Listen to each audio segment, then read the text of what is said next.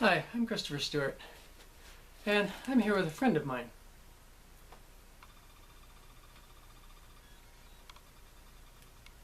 This is Gorbash. Say hello, Gorbash. Hello, Sir Peter. Well, Sir Peter, your armies better be worth their salt. We're gonna need power. Armies? What? No armies? What good is he?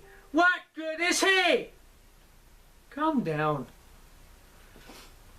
Now, Gorbash starred in a wonderful film called The Flight of Dragons. Of course, he was animated. He wasn't this stuffed, fluffy thing. What do you mean by stuff fluffy thing? And the story is actually quite interesting because I started knowing a lot of people in my life, and one of the people I met in Japan was an animator, and he worked on the production stills for what, am I boring you? No, nothing like that. I should just listen, shouldn't I?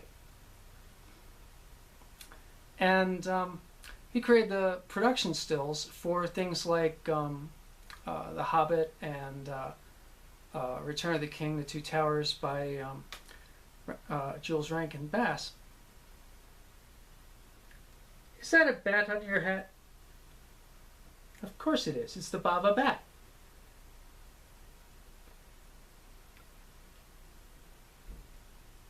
Okay. And, you know, what we had going there was he would create a lot of the art stills, and he was showing me some of this in his work with Jules Bass and Arthur Rankin. And then afterwards, I met a number of people.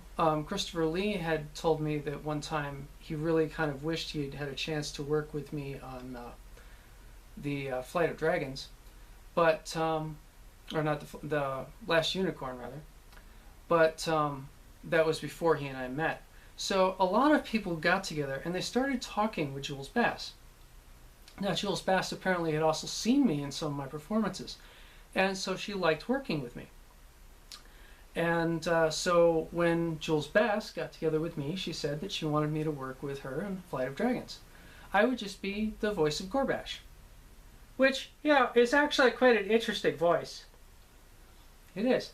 Because when I was little, I took a course in the child's course at Juilliard with a specific sound course, which was called something along the lines of dragons don't use S's, basically. You know, it's the old cliche, okay?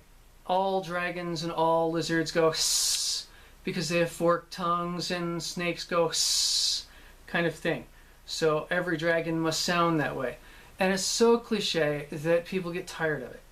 So when we created the voice of Gorbash, we created a high nasally voice Where I pitch my nose together and Gorbash starts talking, which is rather interesting. Once we finished doing that, originally it wasn't necessarily supposed to be a small part. It was just the fact that she knew I was in school and she knew that she was working around a school schedule. And then she called me back and said, the problem is we don't have enough time in the program. And I was talking with my sensei, who was one of the animators, and I looked at him and said, well, can we make new art? And he said, yes.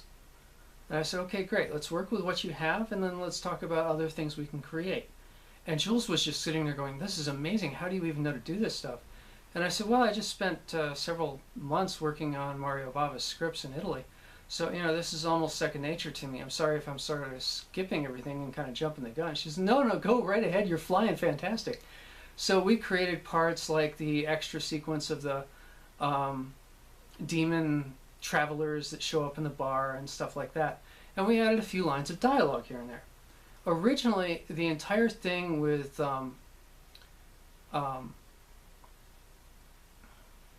you're bored, aren't you? Well, no, not really. Just kind of wishing you were talking more about me. And now you're going to talk about that other dragon. Yeah, I know. That other dragon, Briog, he's terrible. He was really terrible. To create Briog, we did what was called an echo chamber. You take your hands and you cup them over your mouth and over the microphone. So you're creating a very deep, resonating, evil type of voice. And it came up with something like,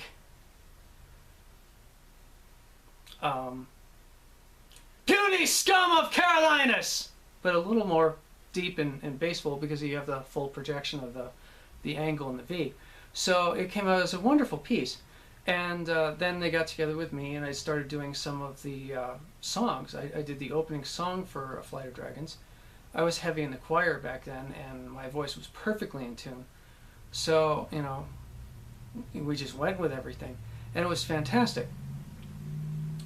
And in the US we had a little bit of problems with some of the people that wanted other names on there. But if you watch the film in France or in England or in Germany, Japan, you actually see my name in the credits as Christopher Stewart, and I think Stephen Cooper is the voice of the opening sequence.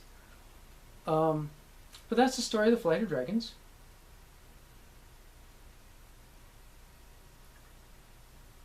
Gold! I've got gold! Yes, you do. Say goodbye, Gorbash. Goodbye, Gorbash. Oh, sorry. You mean goodbye, nice people watching long talk with stupid dragon who's been annoying animator. Yeah. Or puppeteer. Yeah, that is a delicious hat, by the way. Yeah, it might actually help me a little bit more on my fire breathing. You want to breathe fire? Yes. Figures. Every dragon wants to breathe fire all the time.